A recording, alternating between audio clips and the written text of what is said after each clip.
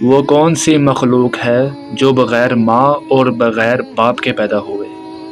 سب سے پہلے حضرت آدم علیہ السلام بغیر ماں اور بغیر باپ کے پیدا ہوئے۔ اس کے بعد حضرت حوا علیہ السلام بغیر ماں باپ کے پیدا ہوئے۔ اس کے بعد جب حضرت آدم علیہ السلام کے بیٹے قابیل نے حابیل کو قتل کیا تو اس کے بعد وہ بہت پریشان ہوا کہ اب اس کی لاش کو کیسے حضرت آدم علیہ السلام اور حضرت حوا علیہ السلام سے چھپاؤں۔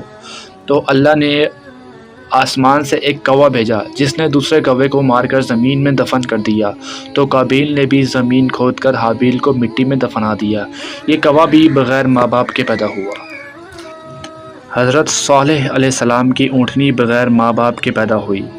حضرت موسیٰ علیہ السلام کا عصا جو سانپ بن جاتا تھا وہ بھی بغیر ماں باپ کے پیدا ہوا۔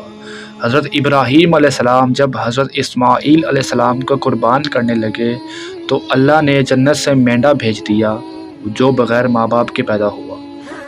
حضرت عیسیٰ علیہ السلام نے جو مٹی سے پرندہ بنایا تھا اور اللہ کے حکم سے اس میں روح پھونکی تھی اور وہ پرندہ زندہ ہو کے اڑ گیا تھا، وہ پرندہ بھی بغیر ماں باپ کے پیدا ہوا۔